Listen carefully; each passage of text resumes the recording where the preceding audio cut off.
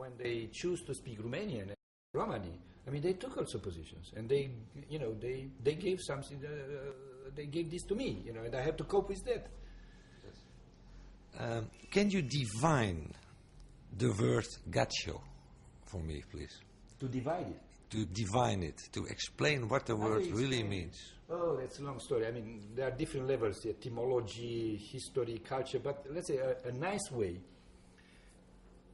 During a talk in Slovakia last year in June, a non-Roma person who is a journalist she's a journalist in a Roma newspaper. At the moment, she wanted to describe the situation, and she spoke about Roma, gadjo, and Hungarians of Slovakia. Yeah, I found this very interesting because gadjo means not only non-Roma, but means Slovaks. I mean, ethnic Slovaks, not Hungarians in Slovakia. So gadjo, it's a non-Roma who is in a, let's say, it's a political majority. I mean, they dominate the structures of the state. From this point of view, I told you, they are always in a dominant position. The gadjo is not simply a non-Roma. It's a person in a dominant position. When you became closer to a Rom, you became a raklo. Yeah? Then you may become, that's a more general term is manush. Yeah? You are a person, a human person, let's say. Then you are a raklo, you are a human person in some kind of relation with me, exchange, friendship, we can eat together eventually. And when you are in a different than me and in a dominant position than me, then you are a gadjo. So I'm a raklo. You might be, okay, we can discuss. We have to make a quiz. We have to make a discussion and to establish to define your status. But you are either way to become a raklo. Yeah. But do you have problems to trust gadjos, for example? Well, first of all, yes, because the main distinction is that you don't trust the gadjo. I mean, it's in the definition of the gadjo is don't be trusted.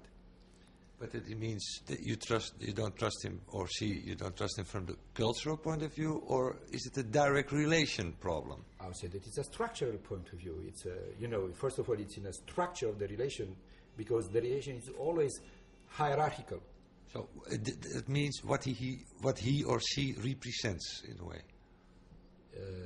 Yes, and it's not only that's representing, it's a status, it's a position in a hierarchy. Yeah? So, and you became significant in the moment that it's an exchange of something. Yeah? Then you came into existence. Yeah? When it's some kind of exchange. Now, the typical exchange in the Roma-Gadjo relation was that the Gadjo supposedly is exploiting you, and you are supposed to cheat him or her. So the basic relation is cheating, not trusting.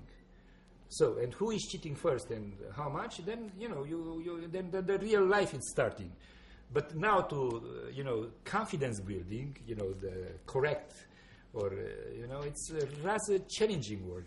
It's not easy. It's not normal. No. For example, your work, the OSCE, is that a gadjo institute? From the traditional point of view, yes. It's from a Roma point of view, it's a gadjo. Now, what is challenging and confusing is that we are part of it. And I love it that now that the OSCE is also ours. I mean, there is now a Roma component of the OSCE. There are discussions on Roma, and what is interesting over the last 2 years, when we discuss about Roma in the OSCE, we started to use Romani language as the eighth language, which is it's significant. So OSCE, it is a gadjo, but because of this small entry, which eventually is the contact point on Roma and Sinti, it started to be more blurred. It's our world also. But I'm working there, from some Roma point of view, I'm a gadjo. I'm not Rom. Just because I'm working there in an institution which doesn't belong to them, and how to bridge, how to convince the Roma, even the young Roma in the seminar in Kumanovo, that this OSCE world, it may be their world too, That's not easy, but from this point of view, I trust the process, the OSCE process, that slowly, increasingly, it will be the Roma component, it will be more and more. But this is because because of my training and of my personal life, I trust gadjo as persons, as institutions. Can it be that the policy of the OSCE as an institute can be a certain policy which is from the Roma point of view not acceptable, for example, so that you have a really dilemma? Oh yes, now over the last 6 months I realize much more the dilemma and the controversial aspects. Yes, sure. I mean, because the OSCE is a world of the governments first, so it's a process between governments, with non-governmental component, but mainly it's become government. Governments, for instance, don't like Roma movement and migration.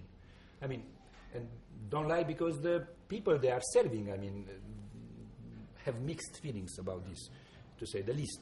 So now serving the OSCE, which is serving the governments, which are rather controlling the movement than to encourage the movement, it is controversial, and it might have some side effects which might be negative for some Roma. Or look in the Kosovo. As the OSCE, we are part now, and we are dedicated to rebuild Kosovo in a democratic, multicultural. We need Roma there. But Roma, the real person that we saw, that we met, they don't want to stay there. So me, as an OSCE officer, arguing for staying there or returning there or rebuilding the fictional society that we like to rebuild there, I don't think that they will identify me as being some of them, of theirs. I identify as something. So it might be controversial, of course. Why are you, as a Roma, so quite remarkable, open-minded, and frank to, let's say, gadjo? Well, but I am 100% Roma. So people are questioning me, so myself too, frequently. Well, I don't like to die as a Roma. Neither as a Romanian, I'd say. Because of my personal history and training and schooling. After all, I studied philosophy, so when you study philosophy, it's a contact with the universal, with the general values. So I don't, I trust not you as a gadjo, but as another person, who has maybe the same kind of background in terms of the schooling, in terms of the readings, in terms of the, some kind of common values that I read in the books, and I would like to implement in the life. So from this point of view, some people say you are not a true Rom, and you are not a Rom at all. You are too educated, you are too open-minded, you are no more serving our group, you are serving others. And yes, I'm serving others too, because I'm committed to some ideal of human person and humankind, and so on. So I like to, to express the gypsy, the Tsigan, the Roma identity of myself, the Roma component of my identity. But I think that for myself that I'm a little bit more than this. And I'm starting to, to develop. I try to develop, to become even more complex. And the Roma part, it's just one part. Yeah. Are young Roma also more open-minded than in the past? I think that structurally, yes. But now, because we are in a sort of Roma ethnic revival, a sort of Roma, in-grouping. It's appearing among the young, educated Roma. So a sort of Roma, let's say, nationalism, because they would like to build up a Roma nation and a sense of belonging. So what this means, in-grouping, making, the boundaries more explicit. Although structurally, they are no more living in a Roma world. But mentally, and this is the part of the ideological and political construction, they are symbolically, they would like to be more Roma than the Roma themselves, let's say, who are living at I would say not down, at the margin of these processes. So some of them I discovered with amazement that they are much more, not more open-minded, but is the opposite. They pretend to be more,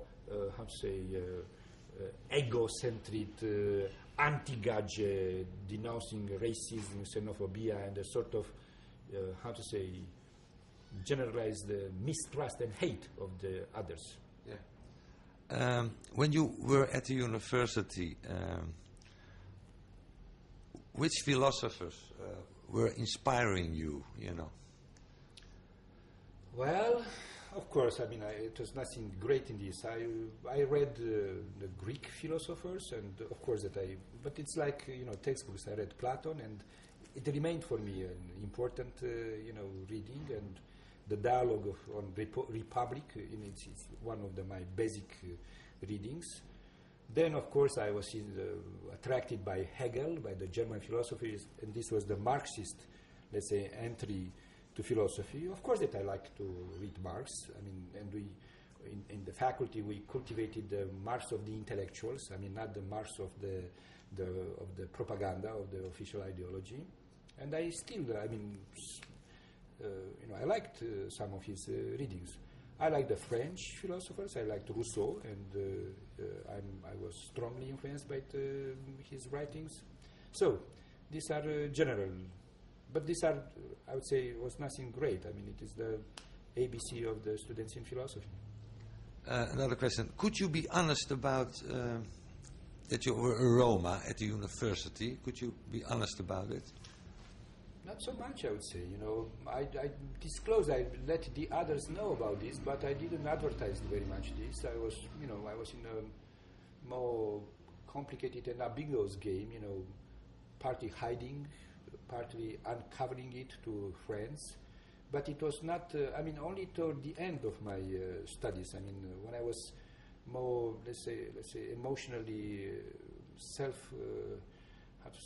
self-assured of myself, then I started to talk more open about this. But I grew this idea of being Tsigan as being rather a shame, as a stigma, something that's what I learned from my mother, especially, something to be covered, not to be, advertised. So I was in a rather, ambiguous position, saying but not so much, or saying but from time to time, and so on. I was much more, let's say, Romanian. At the beginning of faculty, yes, I wanted to be more and more a citizen of Romania, and Romania in this sense of citizenship. Toward the end of the studies, which were 68 to 72, already at the beginning of the 70s, the Romanian nationalism started to be more, to be better articulated and more aggressively articulated. And Ceausescu, approach to nationalize the communist and the communist party and then the whole society, and to redesign the Romanianness in terms of ancestors. So at that moment I became uneasy, to pretend that I am that kind of Romanian, and then I started to talk more openly about this. But that you were a Roma? Yes, that I am different. And I tell you frankly, speaking with the foreigners was an important thing, because I spoke with them in English, and I am a gypsy. I needed some time to acknowledge that I am Tsigan. And then, I say more, let's say it was the escape, let's say, saying that I'm Rom, yeah? What was the reason and the point in your life that you became an activist? Well, the point in my life, it was in mid-70s, and it was connected with my meeting with the Calderaș Rom, with Ion Cioaba, with Pizzu, who is my mentor. He died, unfortunately. And they were at that time in conflict with, they are wealthy, well-established Rom at that time too, entrepreneurial, and they did pretty good amount of money. They invested in gold, in in gold coins. And this was a dispute between the state and them on over the property of these gold coins. So there were frequent harassment and police raids to take the gold from them. So, and I started to, to protest this, working with my mentor. So it was this kind of, I was curious to discover myself. I was curious to understand more what is Roma, and I knew that particular situations with which I didn't agree first of all, a citizen of Romania. It was something which contradicted the schema about the Romanian society that I learned in the school. So I started to criticize, to protest, and the protest became way more, let's say, became stronger toward the end of the 70s. Although that was a problem of the rich, right? Yes, but it was, even now, I don't think that I'm working for Roma because they are poor. I think that I'm working for the rights of them. So, and again, I was in the mobilized, let's say, in the communist or communist type association, the children communist organization, the youth. So I have a concept of, let's say, civil rights, alienated, distorted, as it was here. But nevertheless, I was active in the society to which I belong. So I was not, how to say, it was not poverty which attracted me and, how to say, incited my activism. It was the abuse of the police against Roma. And I continued on this side. Although, because of my Marxist training and, let's say, the French philosophers, I have a sense of social equality, of, responsibility of let's say, not rich, I never was rich, but our responsibility of people with some kind of status for those who do not have. So I have this motivation too. But it became, it was not initial. I mean, I was not attracted by this. So it was not poverty in itself which generated my activism, but it was abuse of the rights. Okay. So the poverty, I mean, no, communism was for poor. I mean, poverty was not a shame in the communism. And Romani Chris? Here? Yes. Well, that's a story. Yes, Romani Chris is an expression a little bit of, it was, I mean, the way that we conceived, and, now it is a combination of activism, human rights, and the kind of, let's say, knowledge or social skills that I learned in the school and then in the institute. So it is this combination in the Romani movement. It is supposed to be a service-oriented organization serving the Roma with human rights information and militant advocacy for human rights. Then we moved toward projects, schooling, health, community health, income-generating activities. So we started to become more service providers for, let's say, social economic rights, not only civil and political rights. It's this combination of rights which is continuing to challenge myself. I grew in a tradition of social and economic rights, which was Marxism and communism. Then after 1990s, I discovered much more clearly the civil and political rights.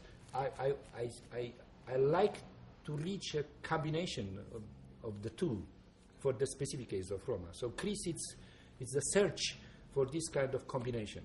I don't know how successful we are, but we are continuing to search for it. Okay, thank you very much. It's enough? Okay, good.